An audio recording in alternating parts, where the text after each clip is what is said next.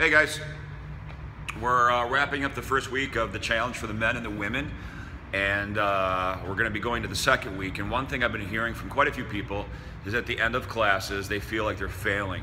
I want to address that before we go into the second week. Let me give you some examples. Bill Gates. Many don't know that his first company crumbled. Walt Disney, he was fired from a company because he was told he wasn't creative enough. Steve Jobs was kicked out of his own company.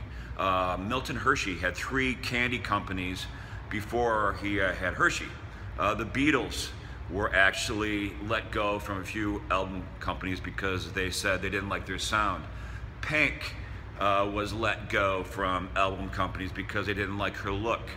Oprah was let go of a news show because they said she didn't fit for TV.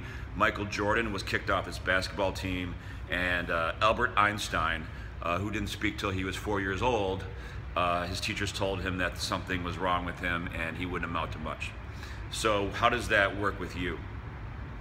You have 2 choices in life. You're a follower or a leader.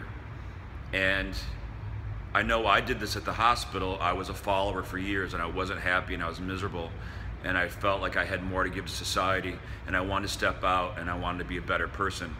And when I was a follower, I was heavy, I was miserable, I felt like I was in a box, and I wasn't happy.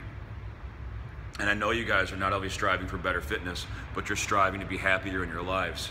And I know all of you guys are striving to be leaders and not followers, but leaders. So those examples I gave you of everybody who failed but got back up and got back in the game. Now when you're in the studio and you're working out, I'm going to be very clear about this. You are never, ever, ever going to walk through one of these workouts and then skip out of here and be like, oh, that was fantastic. You're going to look like a wet rat.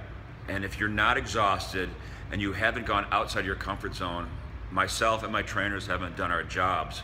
Our jobs are to push you past your comfort zone, and that's going to make you stronger and stronger and stronger. So when you go outside in the real world and life basically kicks you down, you're stronger and be able to get back up. That's why this program is talked about being holistic.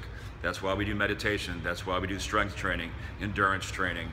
And as I said, one more time, you are never going to go through this program, ever, and walk out of that door thinking that you nailed it. We're always going to push you past your comfort zone. Okay? Trust us. This is what we do for a living, and we know what we're doing. So you're not failing. Okay? Hope you guys have a good day. See you soon.